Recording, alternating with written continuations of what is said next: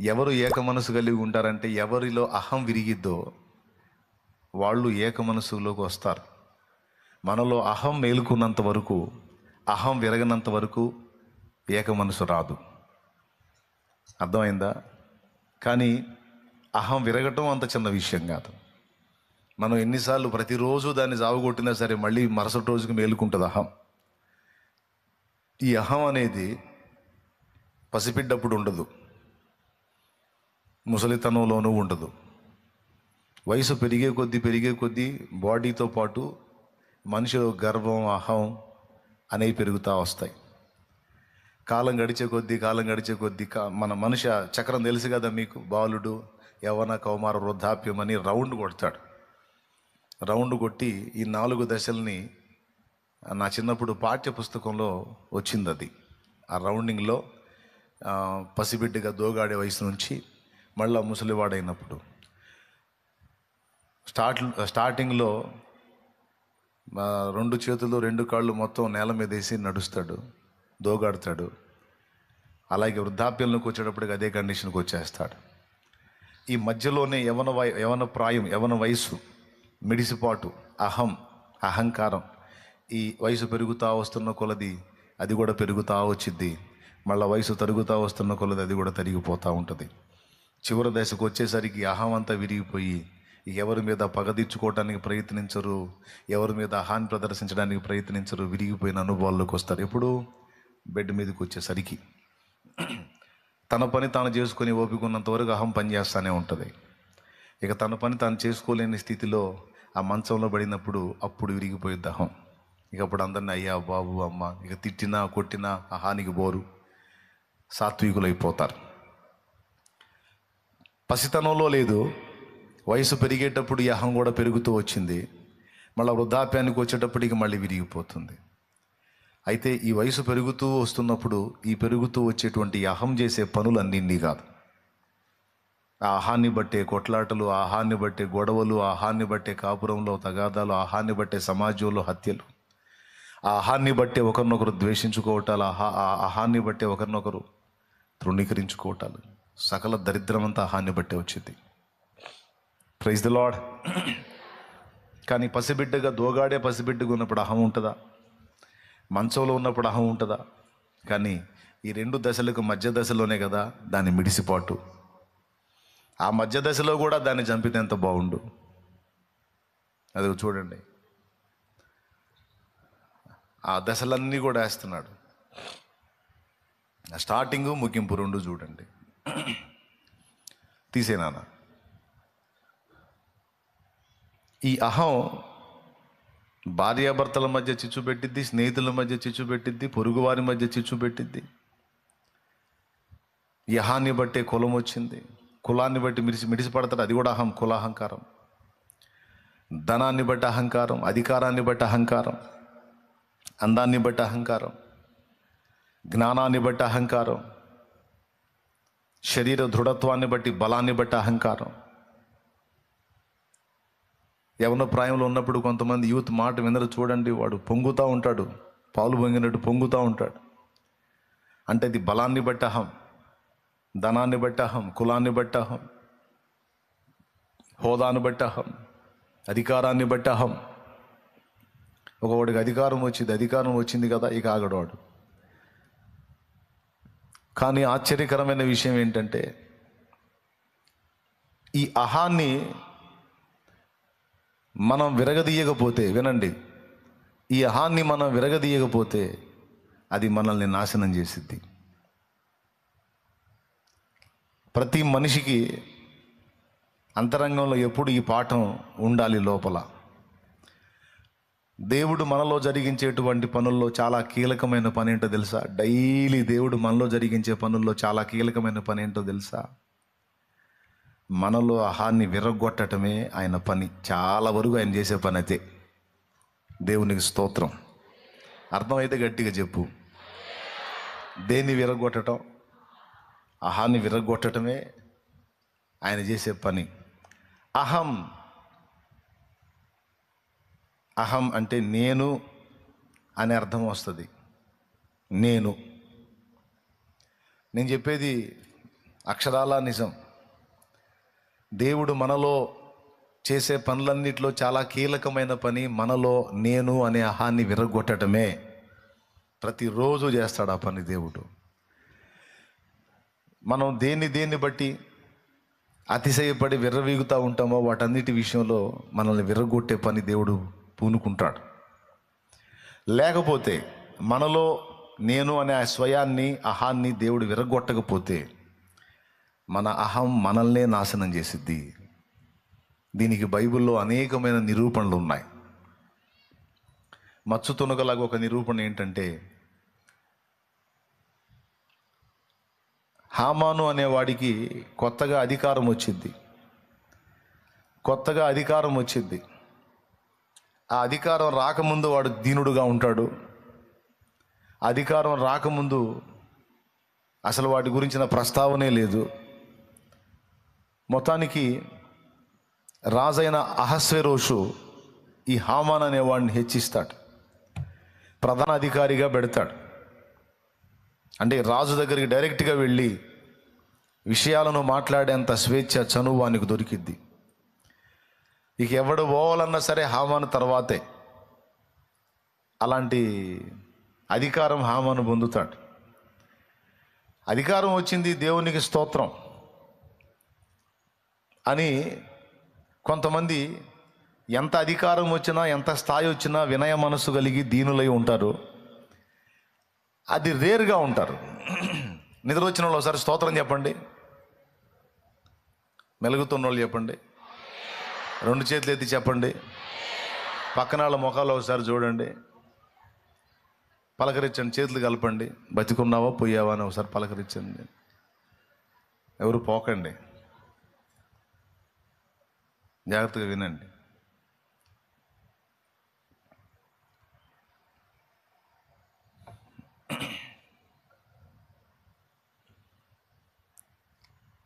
ఏక మనసు ఎప్పుడు వచ్చిద్ది అంటే మనలో అహం విరిగినప్పుడు వచ్చిద్ది. మనలో అహం అనేది విరక్కపోతే ఐక్యత అనేది రాదు. ఏక మనసు, ఏకాత్మ, ఏకభావం, ఏకతాత్పర్యం రావు. కానీ దేవుడు అంటాడు అవి రావాలి మీలో అంటాడు.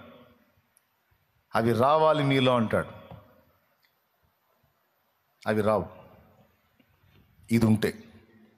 అందుకని దేవుని దాడంతా కూడా దీన్ని విరగొట్టడం మీదే ఉంటుంది. సైతాను గాడి దాడంతా కూడా దీన్ని రెచ్చగొట్టడంలోనే ఉంటుంది. స్తోత్రం. సైతాను గాడి దాడంతా మన హాని రెచ్చగొట్టడంలో ఉంటుంది.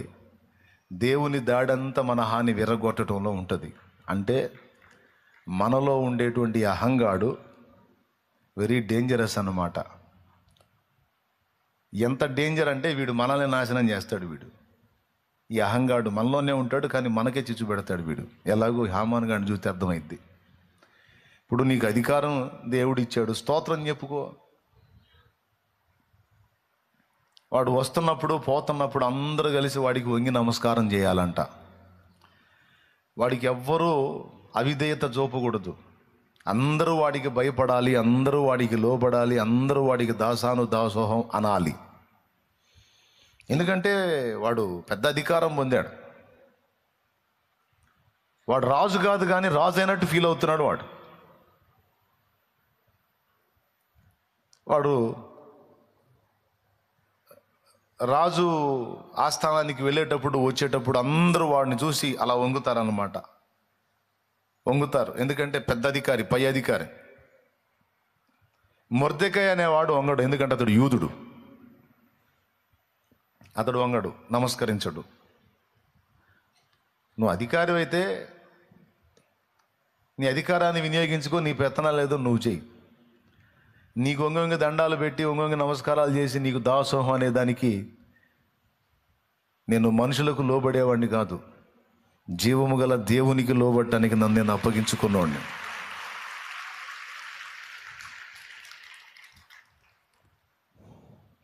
నేను అధికారాలకి దండం పెట్టేవాడిని కాదు. అధికారాలన్నిటినీ అనుగ్రహించిన సర్వాధికారి సేవకుణ్ణి నేను. కాబట్టి సామాన్యులు స్పందించినట్టు నేను స్పందించను రా పిచ్చోడా, పిచ్చి హామాను. అని మొర్దెకై రోషంగా ఉంటాడు. అందరూ వీడు వచ్చినప్పుడు వంగి మొక్కుతున్నారు, నమస్కరిస్తున్నారు. కానీ ఈ మొర్దెకై మాత్రం నిలబడి ఉంటున్నాడు. వీడికి అంత అధికారం ఉన్నా, అంతమంది కలిసి వాడికి నమస్కరిస్తున్నా వీడికి మనశ్శాంతి లేదు. చూసారా, అది అహం ఎఫెక్ట్. వీడికి మనశ్శాంతి లేదు. ఎందుకంటే వాడే ఈ మాట తన ఫ్యామిలీతో పంచుకుంటాడు. యూదుడైన మొర్దెకైని బట్టి నాకు మనశ్శాంతి లేదు. నేను వెళ్తున్నప్పుడు వస్తున్నప్పుడు అందరూ వంగి దండాలు పెడుతున్నారు, కానీ ఆ మొర్దెకై అనేవాడు మాత్రం లెక్క చేయటం లేదు. వాడు ఉన్నంత వరకు నాకు ఈ అధికారాన్ని బట్టి మనశ్శాంతి ఉండదని వాడి ఫ్యామిలీకి వాడే చెప్పుకుంటాడు. మీరు ఎస్తేరు గ్రంథం చదివితే మీకు తెలిసిద్ది. అంటే అహాన్ని గురించి నేను మీతో మాట్లాడుతున్నాను. మనందరి జీవితాలకు ఉపయోగపడే సందేశం వినండి. ఏముందిలే అనుకోవద్దు. చివరికి ఒక ఆలోచన చేస్తాడు వాడు. నాకు ఈ బబులోను సంస్థానంలో అందరూ సాగిలపడ్డారు, కానీ వీడు మాత్రం సాగిలపడలేదు కనుక వీడినొక్కడిని కాదు, ఈ తత్వం ఈ జాతి మొత్తానికి ఉంటుంది కనుక టోటల్ ఈ జాతినే నాశనం చేయాలని వాడు ఆలోచన చేశాడు. మొర్దెకై ఒక్కడు వంగకయు నమస్కరింపకయు ఉండినందున ఆ మొర్దెకైని బట్టి టోటల్ యూద జాతి మొత్తాన్ని నాశనం చేయాలని వీడు కుట్రబన్నాడు. నాకు అధికారం ఉంది, రాజుకు నేను ఎంత చెబితే అంత, కాబట్టి నేను ఏం చెబితే అది రాజు చేస్తాడని వీడు ఆలోచన చేసి, వీడు హృదయంలో అహంతో నింపబడిన వాడై, దేవుని పాత్ర అయినటువంటి మొర్దెకై, భక్తిపరుడు, ఆత్మీయుడు, దేవుని సేవించువాడైనటువంటి ఈ మొర్దెకై అనే వాని మీద పగబట్టాడు. పగబట్టి ఎట్లా నాశనం చేయాలి వీడిని, ఎలా దెబ్బ కొట్టాలి, ఎలా వీడిని ఈ జాతి మొత్తాన్ని సమూల నాశనం చేయాలని పథక రచన చేసి చేసి చేసి చేసి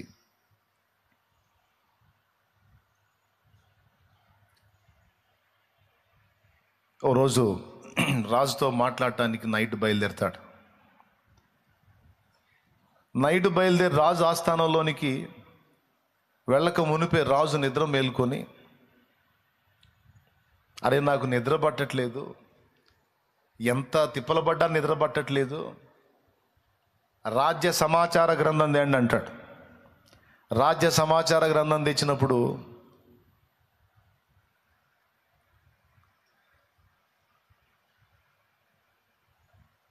స్తోత్రం చెప్పమ్మా, చెప్పండి, గట్టిగా చెప్పండి. తెచ్చినప్పుడు వాళ్ళు తీసుకొచ్చి ఇస్తారు, తిప్పుతూ ఉంటాడు. ఒక చోట మొర్దెకై చేసినటువంటి సహాయం, రాజు దగ్గర ఉండేటువంటి వాళ్ళు చేసిన కుట్రలో రాజు చావకుండా రాజుకు సమాచారం అందించి రాజును కాపాడినటువంటి మొర్దెకై అని రాసి ఉంటుంది. అరే నా ప్రాణాన్ని కాపాడాడు కదా ఈ మొర్దెకై అనేవాడు, ఇతనికి సన్మానం ఏమన్నా చేశారా అని అడుగుతాడు. చావగొట్టాలని పథకరచన చేసుకొని వాడు వస్తుంటే సన్మానాన్ని గురించి రాజు ఆలోచిస్తాడు. లేదండి అతనికి ఏ మర్యాద చేయలేదండి, నీ ప్రాణాన్ని కాపాడాడు పాపం మొర్దెకై అంటే, అవునా అంటుండగానే మరి అధికారి హామాను గారు వచ్చారు. రమ్మని రమ్మని రమ్మని రమ్మని లోపలికి వస్తాడు. ఎందుకు వచ్చాడంటే ఇంటి దగ్గర 50 మూరల ఎత్తుగల ఉరికొయ్య ఒకటి సిద్ధం చేశాడు. పర్మిషన్ తీసుకొని రాజు దగ్గర ఈ మొర్దెకై అనేవాడిని ఆ ఉరికొయ్య మీద ఉరి తీయించడానికి పర్మిషన్ కోసం వచ్చాడు. 50 మూరల ఎత్తుగల ఉరికొయ్య అంటే దాదాపు 75 అడుగుల ఎత్తు. మూర అంటే అడుగున్నర, 50 అడుగులు, 50లో సగం 25, అరడుగు కదా, 75 అడుగుల ఎత్తు. ఎంత పెద్ద మాను చేయించాడో చూడు ఉరికొయ్యేవాడు. దాని మీద వేలాడదీస్తే మిగిలిన వాళ్ళందరికీ కనపడ్డంత వరకు భయం కలగాలని.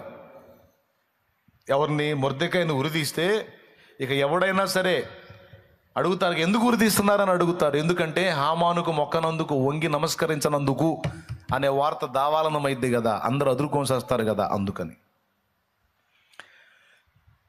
వీడికి ఎంత ఆరాటం పుట్టిందంటే వీడి కడుపులో ఉన్న అహాన్ని బట్టి. వీడంటే అందరూ హడిల్ చావాలనుకున్నాడు వీడు.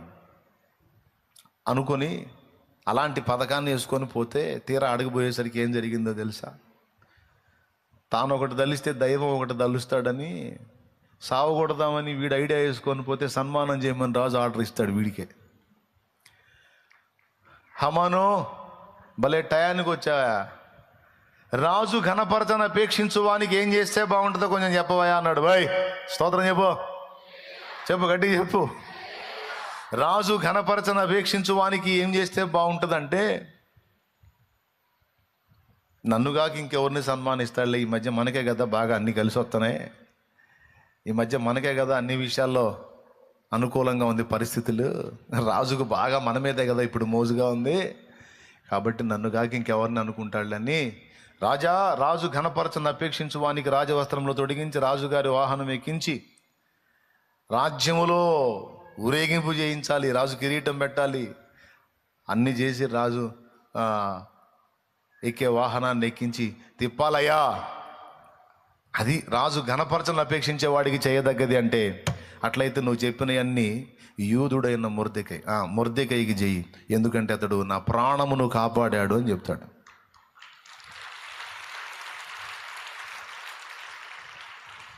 వీడు అహంకారంతో నిండినోడై, ఇప్పుడు అందరూ నీకు దండాలు పెడుతున్నారా, ఒకటి దండం పెట్టకపోతే ఏం పోయిందా?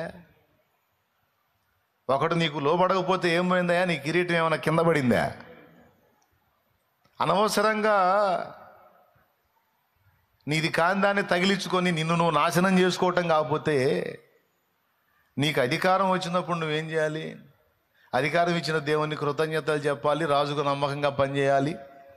నీ అధికారం 4 రోజుల సంబడం కాబట్టి, ఆ 4 రోజుల తర్వాత దిక్కు దేశాలు ఉండదు కాబట్టి, ఆ 4 రోజుల విషయాలు జాగ్రత్తగా చూసుకొని నలుగురిలో మంచి అనిపించుకొని పక్కకు సర్దుకోవాలి. అంతేగాని అధికారం రాగానే ఏదో నీకేదో స్పెషల్ వచ్చినట్టు ఏం లేదు. అహం, నువ్వు నాశనం చేసుకోవడానికి వచ్చే అహం అది. నీ గుంట నువ్వే తవ్వుకొని దానిలో నిన్ను నువ్వే పాతేసుకోవడానికి నువ్వు చేసుకోవడానికి వచ్చిన అహం అది. అధికారం కానీ ధనం కానీ బలం కానీ అది వస్తూ తట్టెడ అహాన్ని తీసుకొని వస్తాయి. ఇవన్నీ ఏమి లేనప్పుడు మనుషులు దీనులుగా ఉంటారు. ఇవి వచ్చినప్పుడు ఒక్కొక్కళ్ళు కొవ్వు పెంచుకొని వస్తుంది. అవన్నీ పచ్చిగా చెప్పాలంటే ఏం పెంచుతాయి? ఆ కొవ్వు పెంచుతాయి అన్నమాట. అట్లాగే అధికారాన్ని బట్టి కూడా కొంతమంది కొవ్వు వచ్చింది అన్నమాట. అంటే అహం. కొవ్వు అంటే మీకు ఈజీగా అర్థమైందని చెబుతున్నాను. ఏమొచ్చింది? అహం. దాన్ని బట్టి వాడు చేసుకున్నాడు. ఎంత దారుణంగా చేసుకున్నాడంటే టోటల్ అయిపోతాడు మొత్తం. ఎవరిని నాశనం చేద్దాం అనుకున్నాడో వానికేమో సన్మానం, నాశనం చేద్దాం అనుకున్నాడికేమో సన్మానం, ఎవరిని పాడు చేద్దాం అనుకున్నాడో ఆ పాడు కావాల్సిన వాడికేమో సన్మానం, పాడు చేద్దాం అనుకున్నోడికేమో నాశనం. సింపుల్. ఆ లైఫ్ మీకు తెలుసు. నేనే స్పెషల్గా చెప్పాల్సిన అవసరంలా. ఒకసారి 50 మూరల ఉరికొయ్య చేపించి దాని మీద వేలాడదీద్దామని పోతే వాని చేతనే గుర్రం ఎక్కి సన్మానం చేపించాడు. ఎంత దరిద్రం! ఎవరిని చంపిద్దామని పోయాడో వాన్నే రాజవస్త్రాలు తొడిగించి కిరీటం పెట్టించి రాజ్యం అంతా తిప్పటం అంటే వీడే నిలబడి మళ్ళీ ఏం కర్మ పట్టిందో చూడు.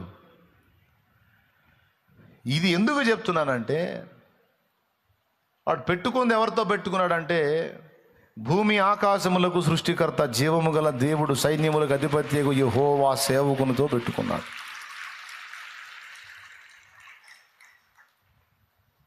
ఎవడో సామాన్యుడితో పెట్టుకునేది వేరు, దేవుడు ఏర్పరచుకున్న వాడిని కదిలించుకోవటం వేరు. దేవుణ్ణి సేవించేటువంటి సేవకుణ్ణి, దేవుని ఏర్పాట్లో ఉన్నవాడిని, దేవుడు ఎవరిని నియమించుకున్నాడో వాణ్ణి రాజులు, అధికారులు, మనుషులు ముట్టకూడదు. నా ప్రవక్తను ముట్టకూడదు అన్నాడు. ఏదన్నా ఉంటే అతడు నేను అతను తేల్చుకుంటాం. ఇంకా మధ్యలో ఎవడు ఎంటర్ అవ్వడానికి లేదు. రాజ్యములలో వారిని సంచరింపచేశాడు. రాజులు వారికి కీడు చేయకుండా వారిని ఆయన కాపాడుకున్నాడు. తన ప్రవక్తలను ఆయన ముట్టనీయలేదు. సామాన్యుడిని కదిలించుకుంటే అది వేరే సంగతి. కానీ భూమి ఆకాశములకు సృష్టికర్త, విశ్వానికి నిర్మాణకుడైన వాని సేవకుని ముట్టినప్పుడు ముట్టినోడిగా సర్వనాశనం అయిపోవడం ఖాయం. వాడు ఎన్ని రకాలుగా పోవాలో అన్ని రకాలుగా పోతాడు. అది హామాను జీవితంలో మనకు కనపడిద్ది. ఎవరి జీవితంలో? హామాను జీవితంలో కనపడిద్ది. మళ్ళీ ఒకసారి స్కెచ్ గీసి ఏకంగా ఆర్డరే తీసుకుంటాడు. ఒక జనాంగం ఉందండి మన రాజ్యంలో, ఆ జనాంగం వల్ల మన ప్రజలకు ఎంతో కీడుందండి. ఆ జనాంగాన్ని త్వరగా నాశనం చేయకపోతే మన శత్రువులతో కలిసి మనల్ని నాశనం చేస్తారు. కాబట్టి మీరు ఆర్డర్ ఇవ్వండి, ఆ జనాంగం మొత్తాన్ని ఏరేస్తానని వాడు ఆర్డర్ తీసుకొని రాజు ముద్రిక తీసుకొని అన్ని ప్రాంతాలకు తాకీదులు పంపిస్తాడు. ఫలానా తారీఖున మీ సమాజాల్లో ఉండేటువంటి యూదులను, అక్కడ ఉండేటువంటి స్థానికులందరూ కూడా ఏకమై, మరి రాజాజ్ఞ, మీ సమాజాల్లో ఉండే యూదులందరినీ కత్తివాత హతం చేయాలి, వారిని బ్రతుకనీయకూడదు, ఇది రాజాజ్ఞ అని డేటు కూడా ప్రకటించి పంపిస్తాడు. ఫలానా నెల ఫలానా తారీఖున వాళ్ళందరినీ హతం చేయాలి, ఇది డేట్ అని. ఇలా ప్రకటించడం అయింది. దీనికంటే ముందే దేవుడు చేసే కార్యం దేవుడు చేస్తాడు. అహష్వేరోషు దగ్గర ఎస్తేరుని రాణిని చేసి కూర్చోబెడతాడు. అక్కడ ఎస్తేరుని రాణిని చేసి కూర్చోబెడతాడండి. ఆ డేట్ ఇంకా రాదు. ఈలోపు ఆమె రాణి అయి ఉంటుంది. రాజు సముఖంలోనికి వెళ్ళి విందుకు ఆహ్వానించింది రాజుని. రాజు బయలుదేరేటప్పుడు ఇంకో మాట చెప్పింది, మీతో పాటు హామాను గారిని కూడా తీసుకొని రండి అంటది. ఒకరోజు అయిపోయిద్ది విందు కార్యక్రమం, ఫుడ్ పెట్టిద్ది, ఇద్దరికి శుభ్రంగా మర్యాద చేసిద్ది. రాణి, ఇంత మర్యాద నాకు చేశావు, చెప్పు నీ కోసం ఏం చేయాలో, సగం రాజ్యం మట్టుకు నీకు ఇవ్వబడిద్ది అంటాడు. రాజ్యం వద్దు, నీ బంధొద్దు, రేపు కూడా రా మళ్ళీ విందుకు అంటది. దేవునికి స్తోత్రం. రేపు కూడా రావా, మళ్ళా విందుకి పని ఉంది అంట. చిత్తం తప్పకుండా వస్తానంటాడు. వచ్చేటప్పుడు హామాను కూడా తీసుకొని రా అంట. వాడి ఇంటికాడ తెగ చెబుతుంటాడు, రాణి ఎందుకో రాజుగారితో పాటు నన్ను కూడా విందుకు ఆహ్వానించింది, నిన్న ఆహ్వానించింది, మళ్ళీ ఈరోజు కూడా నాకు పిలుపు వచ్చింది రాణిగారు అంతఃపురం నుండి. అసలు నిజంగా నాకు అసలు ఏందో అన్ని ఇట్ట కలిసి వస్తున్నాయి ఏందో అసలు అని వాడు చాలా ఆనందపడతాడు. ఒకడంతే సావు మూనోడికి అన్నీ అంతే వస్తాయి. దేవునికి స్తోత్రం, హల్లెలూయా. ఆ వచ్చే కొద్దీ వీడు ఇంకా మిడిసి పడుతుంటాడు. పెరిగే కొద్దీ ఎదిగే కొద్దీ ఒదిగి ఉండాలని పెద్దల సామెత ఉంది. ఏమండి, దేవుడు నిన్ను ఒక ఎదుగుదలలో తీసుకొస్తే ఒదిగి ఉండటం క్షేమం.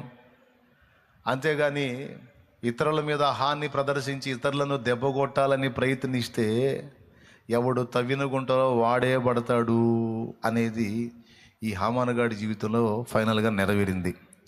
రెండోసారి విందుకు ఆహ్వానించి ఎస్తేరు అంటది, చెప్పు నీకేం చేయమంటావు అంటాడు. మళ్ళీ ఇతను ఒకటే డైలాగు, రాజ్యంలో సగం మట్టుకు నీకు ఇస్తా, కావాలంటే చెప్పు ఏం చేయమంటావు అంటాడు.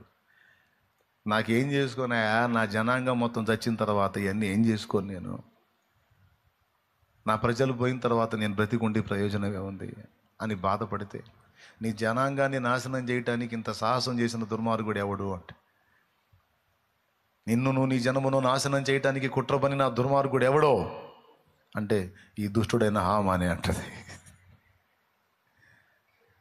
వీడు మంచోడని నేను అధికారం చేశాను, దరిద్రుడు ఎదవ, ఇంత పని చేశాడా, నాకెంతో ఇష్టరాలు, నా హృదయాన్ని తిరిగినటువంటి నా ఎస్తేరు జనాంగాన్ని లేకుండా చేయడానికి కుట్ర పన్నాడా ఈ దుర్మార్గుడు. ఇంకెవడు నాకు నమ్మకస్తుడని ఆవేశంగా పక్కకు పోతాడు. రాజు పక్కకు పోగానే వీడు ఆమె దగ్గర కూర్చొని ఆమె బ్రతిమాలుతుంటాడు, అమ్మగారు అటుగా. ఇంకా కోపం వచ్చింది రాజుకి. నేను పక్కకు వస్తే నా భార్య దగ్గర నువ్వేం మాట్లాడుతున్నావురా అని ఈయన అరెస్ట్ చేయండి అని పోయి, మరి రాజులకు మెంటలు వస్తే అంతే, నేను తీసుకెళ్ళి వేసేసేయండి అంటే ఏం చేయమంటావు. మరి శాసనం జరిగింది, మళ్ళీ ఏం రద్దు చేయడానికి లేదంటే మరి నా జాతి నశించిపోవాల్సిందేనంటే మళ్ళీ ముద్ర ఉంగరం తీసి ఇస్తాడు. ఇదిగో నీకు ఇస్తానా, నువ్వు ఏం రాయించుకుంటావో రాయించి అర్జెంటుగా పంపించేసే, నీ జాతి మొత్తాన్ని కాపాడుకోమని అధికారం ముద్ర ఉంగరం ఇచ్చి వెళ్తాడు. ఇక చూసుకో, తన జాతిని కాపాడుకుంటుంది.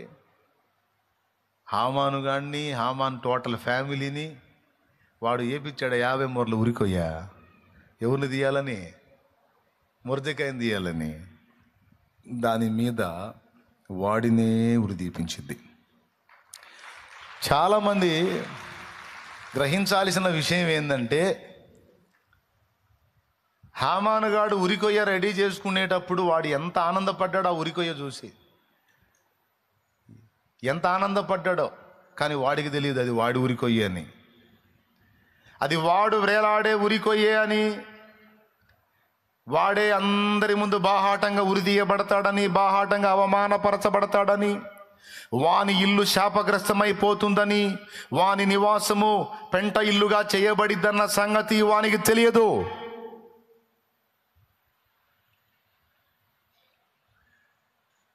వాడు ఎంత నాశనం అవుతాడో వానికి తెలియదు. కానీ వానికి వచ్చిన అధికారం వాళ్ళలో అహాన్ని పెంచితే, ఆ అహం ఎవరిని నాశనం చేసింది? ఆ అహం ఎదుటోళ్ళని నాశనం చేయటానికి పడగలెత్తి బుసగొట్టి చివరికి ఎవడైతే దానికి ఆశ్రయం ఇచ్చాడో వాడినే కాటేసి నాశనం చేసిన చరిత్ర హామాన్ లైఫ్లో మనం చూడొచ్చు. ఈ రకంగా ప్రతి మనిషి కూడా ఏదో ఒక సందర్భంలో ఏదో ఒక విషయాన్ని బట్టి అహానికి వెళ్తాడు, అహం విషయంలో రెచ్చిపోతూ ఉంటాడు. ఈరోజు ఇక్కడ కూర్చున్న మీరు కూడా ఎవరి మీద ఏ విషయాల్లో అహానికి వెళ్ళారో, ఎవరిని విరగదీయాలని మీరు ట్రై చేస్తున్నారో, ఎవరి మీద ఏవేవి సాధించాలని మీరు అనుకుంటున్నారో దయచేసి ఆలోచన చేయండి. మనం దీన మనస్కులై ఉండాలని, కరుణాచిత్తులై ఉండాలని, వినయ మనస్కులై ఉండాలని ప్రభు ఆశిస్తున్నాడు తప్ప అహంకారులుగా, అహంభావులుగా, గర్వహృదయులుగా మనం ఉండాలని మన దేవుడు ఇష్టపడట్లేదు, కోరుకోవటం లేదు మన దేవుడు. కానీ ఏం చేద్దాం? ప్రతి మనిషి జీవితంలో ఈ అహం అనేది పనిచేస్తూనే ఉంటుంది. భార్యాభర్తల మధ్య అసమాధానానికి కారణం అహమే, తల్లి బిడ్డల మధ్య అసమాధానానికి కారణం అహమే. ఒక్కొక్కడు తండ్రితో మాట్లాడడు, ఒక్కొక్క ఆమె తల్లితో మాట్లాడదు. ఎందుకంటే నేను పలకట్లేదు అనే ఆమెతో పలకట్లేదు. అహం విరగదు. ఎందుకు పలకవమ్మా? మంచిది కాదనే, అస్సలు మంచిది కాదు. దానికి కారణం అహం. మరి ఇప్పుడు దేవుడు ఏం చేస్తాడు? ఖచ్చితంగా అహం మీదే దెబ్బ కొడుతుంటాడు ఆయన. పలకదలుచుకొని నీకు దిక్కు లేక గతి లేక పలికే అవసరత కల్పిస్తాడు. సిగ్గుమాలి నువ్వే పలకరించాల్సిన గతి నీకు పట్టేటట్టు చేస్తాడు. దేవునికి స్తోత్రం. నేను రెండోసారి చెప్తున్నాను మళ్ళీ, సాతాను ఎప్పుడు మన అహాన్ని రెచ్చగొడుతుంటాడు, దేవుడు ఎప్పుడు కూడా మన అహాన్ని విరగొడతా ఉంటాడు. ఎందుకు అహం ఇంత అరిష్టం అంటే, అహము కలిగి ఉన్న వాళ్ళని నాశనం చేస్తుంది. ఇంకా చెప్పాలంటే అహము మనల్ని దేవుడు ఆశీర్వదించకుండా, దేవుడు వాడుకోకుండా అడ్డుపడతా ఉంటుంది అహం. మూడు చెప్పాను. మొట్టమొదటిది ఇది మనల్ని నాశనం చేసిద్ది, రెండవది దేవుడు మనల్ని ఆశీర్వదించకుండా అడ్డుపడిద్ది, మూడవది దేవుడు మనల్ని వాడుకోకుండా కూడా అడ్డుపడిద్ది అహం. ఇందాక చెప్పాను అధికారాన్ని బట్టి అహం అని. ఇప్పుడు జ్ఞానాన్ని బట్టి, బలాన్ని బట్టి, తెలివిని బట్టి అహం మోషే జీవితంలో మనం చూడొచ్చు. ఎవరి జీవితంలో? మోషే జీవితంలో 40 ఏండ్లు నిండా వచ్చినప్పుడు తన సహోదరులను చూడాలని బుద్ధి పుట్టింది సోదరా మోషేకి. ఆ 40 ఏళ్ల ప్రాయములో మోషే ఎలా ఉన్నాడో తెలుసా? ఐగుప్తీయుల సకల విద్యలలో ప్రావీణ్యత కలిగి ఉన్నాడు, ప్రావీణ్యుడై ఉన్నాడు, మాటల యందు నేర్పరి అయి ఉన్నాడు. డైలాగ్ డెలివరీలో కానీ, వ్యవహారంలో కానీ, కార్యదీక్షా దక్షతలో కానీ అన్ని కొలతల్లో ఫస్ట్ క్లాస్లో వచ్చి ఉన్నాడు కుర్రోడు. 40 ఏళ్ళు కోడె తాజులాగా చెరచెరలాడుతున్నాడు, మంచి బలంగా ఉన్నాడు. ఒకే ఒక్క దెబ్బకి ఒకడిని చంపి ఇసుకలో పూడ్చిపెట్టాడు. అంత బలంగా ఉన్నాడు. బలము, జ్ఞానము, ఆ మాటల యందు నేర్పు, వ్యవహారం, ఇవన్నీ కలిగి ఉన్న మోషే తన జాతిని ఉద్ధరించాలని, తన ప్రజల్ని బయటికి తీసుకొని రావాలని ఆలోచన చేసి ఒక్కడిని చంపాడు. ఇంకా పత్తా లేకుండా పారిపోవాల్సి వచ్చింది. అహం చేసిన కొలువు. ఇక్కడ దేవుడు ఆశించింది ఏంటంటే తన తెలివిని, తన జ్ఞానాన్ని, తన మాటల నేర్పుని, తన ఔన్నత్యాన్ని చూసుకొని విర్రవేగమని దేవుడు కోరుకోవాలా మోషేని. దేవుని ఆశ్రయించి, దేవుని ఎదుట దీన మనస్కులై, దేవుని శక్తితో నింపబడి, దేవుని అధికారంతో నింపబడి, దేవుని ద్వారా, దేవుని బట్టి, దేవుని మూలంగా ఆ ప్రజల్ని బయటికి తీసుకొని రావాలి మోషే అని దేవుడు ఆశిస్తే, మోషే ఆ పని చేయకుండా తన బల ప్రదర్శనను చూపించాడు. దేవునికి అర్థమైపోయింది, అబ్బో ఇంత హీట్గా ఉన్నాడు కుర్రోడు, ఇప్పుడు ఈ కుర్రోడిని ఇలానే పెట్టేశామంటే ఈ కుర్రోడు వాళ్ళని బయటికి తీసుకురావటం సంగతి ఏమో, కానీ ఈ కుర్రోడే ఒక దారి అయిపోయేటట్టున్నాడు, కుర్రోడా నువ్వు పక్కకి రా కుర్రోడా అని తీసుకొచ్చాడు పక్కకి. 40 ఏళ్ళు బాల్యము నుండి 40 ఏళ్ల ప్రాయం వరకు తను అభ్యసించిన సకల విద్యలన్నీ నిష్ప్రయోజనమైపోయేటట్టు 40 ఏళ్ళు గొర్రెలు గాపించాడు. తన మాటల నేర్పు పోయింది, తెలివి, జ్ఞానము, వివేకము, చురుకుదనం, కోడెతాసులాగా అరే ఆ తుసుబుసులు అన్నీ పోయినాయి. అవన్నీ పోయి షుష్ అని గొర్రెలను తోలుకోవాల్సి వచ్చింది. దేవునికి స్తోత్రం. కొట్టాడు దెబ్బ, అహం మీద పడిపోయింది. 40 ఏళ్ల కాలం పట్టిందండి, 40 ఏళ్ల తుప్పొదిలీయడానికి. ఐగుప్తులో 40 ఏళ్ళు ఐగుప్తుని ఎక్కించుకున్నాడు. ఆ ఐగుప్తుని అతనిలో నుండి దొళ్ళగొట్టడానికి మిద్యాను తీసుకెళ్ళి 40 ఏళ్ళు మళ్ళీ అతన్ని గొర్రెలు కాసేదానికి పెట్టి ఆ 40 ఏళ్ళకి ఎక్కిన పైచాన్ని 40 ఏళ్ల కాలానికి దించాడు. మొత్తం 80 వచ్చినాయి. ఇప్పుడు ఇక మాటల నేర్పు లేదు, ఆ తుసుబుస్సు లేదు, కసుబుస్సు లేదు, ఏమి లేదు, అంతా అయిపోయింది. ఆయనే రాసుకున్నాడు కీర్తన, నరుని ఆయుష్కాలం 70 ఏళ్ళు, అధిక బలం ఉంటే 80 ఏళ్ళు, అయినా వాటి ప్రయాసం ఆయాసం దొక్కవని తేల్చాడు. అలాంటి విరక్తిలో ఉన్నప్పుడు ఆయన ప్రత్యక్షమయ్యాడు మండుచున్న పొదలో.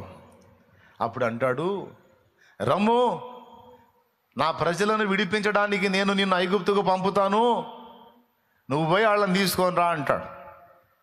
అప్పుడు మోషే ఏమన్నాడండి?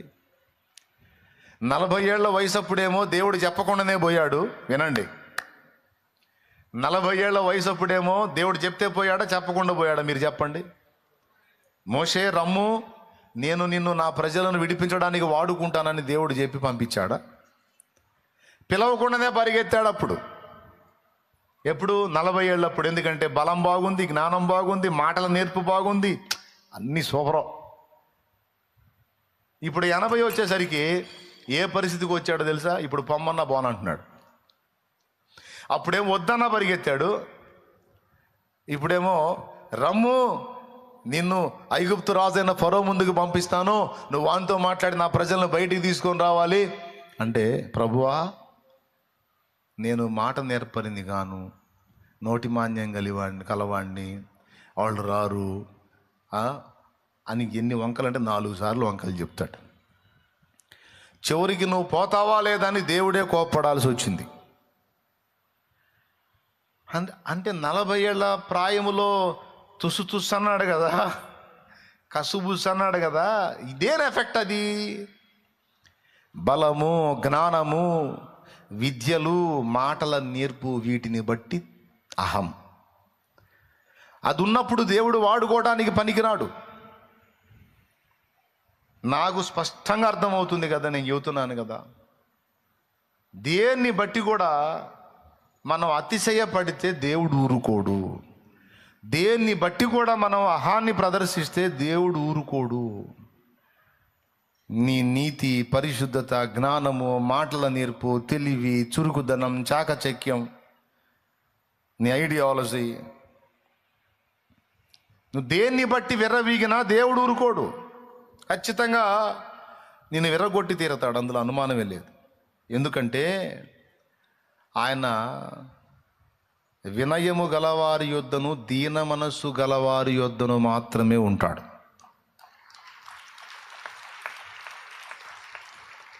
ఇక వినయము దీన మనసు అంటే ఇంకా ఎక్కడా కూడా అహం లేదు, అన్నీ విరిగిపోయినట్టు. అదే కదా మనం 2 సార్లు పాటల్లో పాడుకుంటాం. విరిగిన దానిని కోరదు లోకం, విరుగని చోని దృష్టిలో శూన్యం. దేవునికి మహిమ, దేవునికి మహిమ. మనం కూడా పాడుకున్నాం.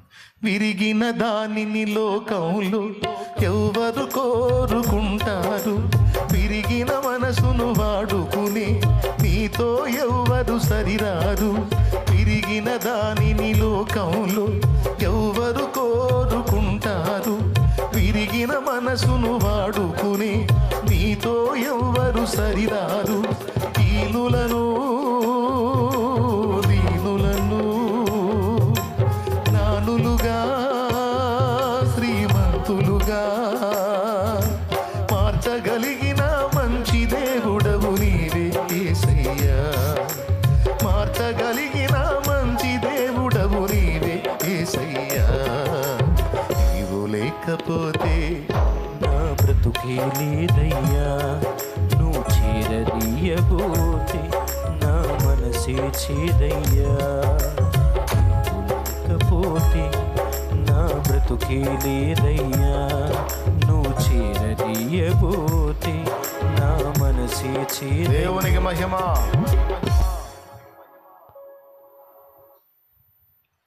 ఇప్పుడు ఏం చేయాల్సి వచ్చింది? మోషేని దేవుడు విరగొట్టాల్సి వచ్చింది, నల్లగొట్టాల్సి వచ్చింది. ఎందుకు? దీనుని చేయాలి. నువ్వు దేన్ని బట్టి విర్రవీగినా దేవుడికి నచ్చదు. నాది ఏమి లేదయ్యా, నీ కృప, నీ దయ. నీ కృప లేకపోతే నా బతుకే లేదయ్యా, నీ దయ లేకపోతే నా జీవితమే లేదు. నాలో ఏదున్నా అది ఎందుకు పనికిరాదు ప్రభువా, కేవలం నీ కృపే నాయనా, నీ కృపే అన్నాడు. దేవుని ముందే కాదు, ఇతరులతో వ్యవహరించేటప్పుడు కూడా మనకు ఆ మైండే ఉండాలి. నువ్వు ఎప్పుడు నీకంటే ఇతరులు యోగ్యులు అనుకుంటావో అప్పుడు నీవు దీన మనసు గలదానివి, దీన మనసు గలవాడివి. ఏడిశారు వాళ్ళ బొంద, వాళ్ళకి ఏం తెలుసు, వాళ్ళట్ట వీళ్ళిట్ట, అసలు మనం గొప్ప అన్నంత వరకు అది అహమే. ఏదో ఆయన కృప కానీ నాకంటే వాళ్ళు గొప్ప, వీళ్ళు ఎదుటి వాళ్ళే నాకంటే యోగ్యులు గొప్ప. దీనుడు అదే అనుకుంటాడు, దీనురాలు అదే అనుకుంటుంది. అలాంటి వినయము దీన మనసు గలవారి దగ్గరే నేను ఉంటానని ఆయన చెప్తున్నాడు. మరి ఇప్పుడు దేవుడు నివాసం ఉండాలి. స్తోత్రం.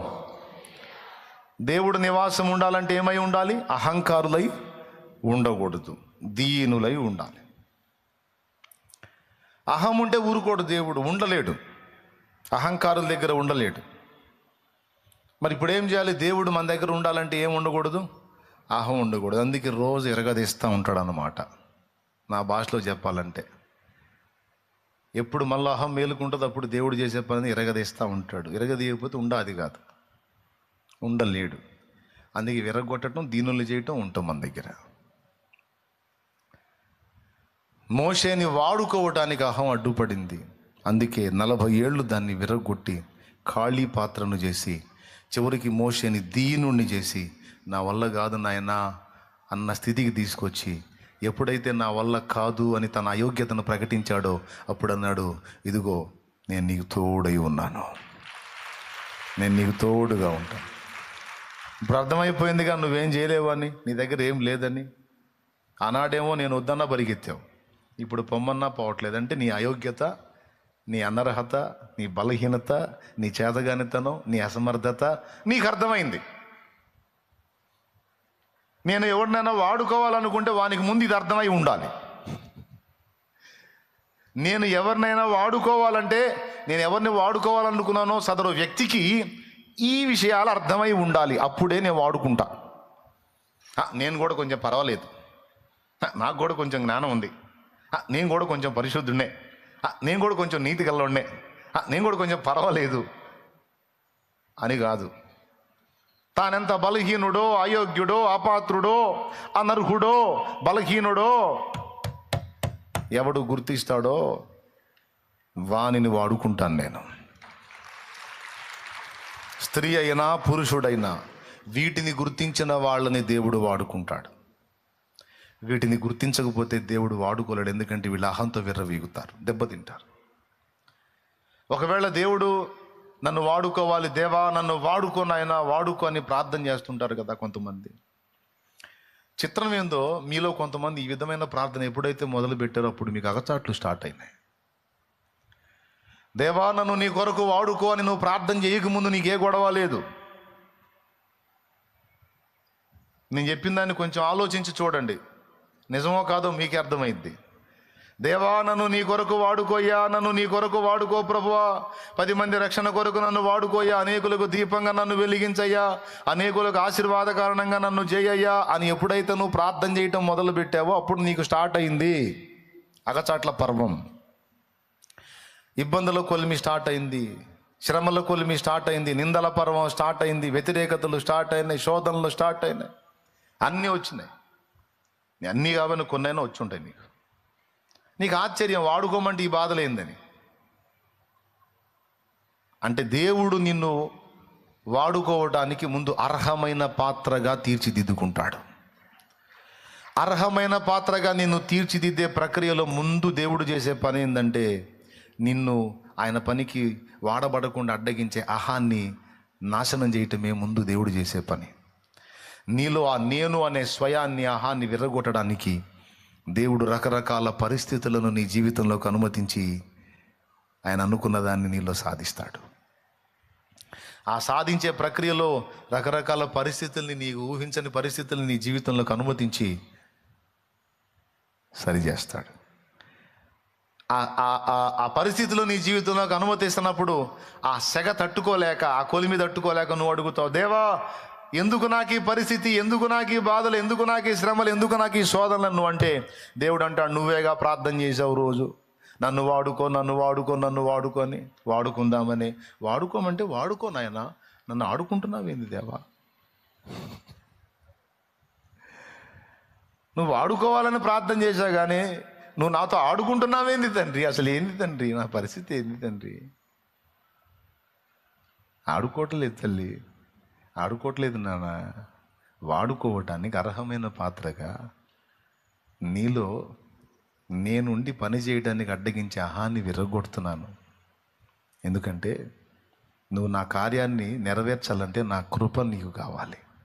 ఆ కృప నీకు దొరకాలంటే అది అహంకారం ఉంటే దొరకదు, దీనులకు దొరికిద్ది. ఎవరికి దొరికిద్ది?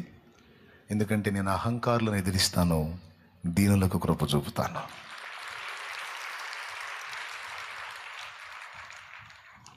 నువ్వేమో వాడుకో వాడుకో వాడుకో అని ప్రార్థన చేస్తావు.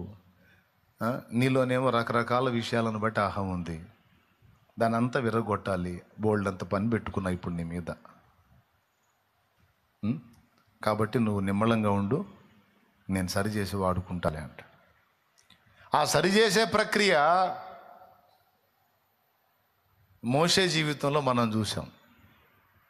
చివరికి ఒకప్పుడు పరిగెత్తినోడు ఇప్పుడు పొమ్మన్నా ఓటల. ఇది నిర్గమాకాండం 3వ అధ్యాయంలో మీకు దొరికిద్ది. ఇంటికి పోయినా చూసుకోవచ్చు, మీకు తెలియని స్టోరీయా. ఇక్కడ మోషే విషయంలో స్వయాన్ని విర్రగొట్టడానికి 40 ఏళ్ల కాలం తీసుకున్నాడు, విర్రగొట్టాడు. ఈ 40 ఏళ్ల ట్రైనింగ్కి మళ్ళీ 40 ఏళ్ల ఆయుష్కాలం పొడిగించి మొత్తం మీద మోషేని 40 ఏళ్ళు బలంగా వాడుకున్నాడు దేవుడు. వాడుకున్నాడు. వాడకానికి ముందు అహాన్ని విర్రగొట్టడం అనేది చేశాడు. కాబట్టి అధికారాన్ని బట్టి వచ్చిన అహమే హమాను నాశనం చేసింది.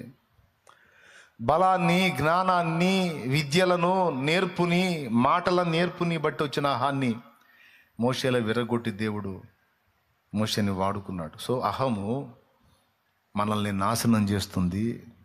అహము దేవుడు మనల్ని వాడుకోవడానికి అడ్డుపడుతుంది, వాడుకోకుండా అడ్డుపడుతుంది. దేవుడు మనల్ని వాడుకోవాలంటే ఇది విరగాలి. ఇది విరగాలంటే మనంతటా మనం అహాన్ని విరగొట్టుకోవడం మనకు చేత కాదు. అందుకే దేవుడే పూనుకొని కొన్ని పనులు చేపిస్తాడు, కొన్ని అనుమతిస్తాడు. కొంతమందికి అసలు తమలో అహం ఉందన్న సంగతే తెలియదు. కొంతమందికి అసలు తమలో అహం ఉందన్న సంగతే తెలియదు. వాళ్ళకు ఏం ఫీలింగ్ ఉంటుందో తెలుసా? నేను చాలా దీనుణ్ణి, నేను చాలా దీనురాల్ని అనే ఫీలింగ్ కొంతమందికి ఉంటుంది. విచిత్రం ఏంటంటే నేను చాలా దీనుణ్ణి, నేను చాలా దీనురాల్ని అనుకోవటం కూడా అహమే. ఓయ్ బాబు, ఎటు కూడా అనుకోకూడదా? మరి అది అహమే.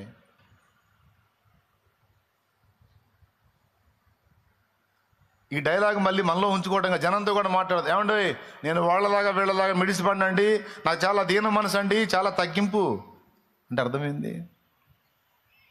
ఈ మాట చెప్తూనే ఏం ప్రదర్శిస్తున్నాడు? దీన మనస్సును గూర్చిన అహం. స్తోత్రం. అంత సున్నితంగా ఉంటుంది మరి పరిస్థితి. కాబట్టి ఇప్పుడు ఎవరైనా ఒప్పుకుంటారా? నాలో అసలు ఏ అహం లేదన్నా, నేను చాలా దీనురాల్ని, దీనుండి అన్నోళ్ళు చేతులు ఎత్తండి. అబ్బా, గ్రాండ్ సక్సెస్. క్లియర్గా అర్థమైంది మీకు నేను చెప్పింది. లేదన్నా, ఎంత కాదన్నా ఏదో ఒక పాయింట్లో నాకు ఉందన్నా, అహం ఉందన్నా అన్నోళ్ళు చేతులు ఎత్తండి. అబ్బా, దేవునికి స్తోత్రం కలుగును గాక. హల్లెలూయా. సేవకులు ఏమంటారు? ఉందా? అది ఉంటుంది. అస్సలు లేకపోవడానికి మనం ఏమన్నా ఆదాం రక్తం కాదా అయింది మంది? ఒరిజినల్ ఆదాం బ్లడ్ మంది. మనకు లేకపోతే ఊరుకుంటుంది.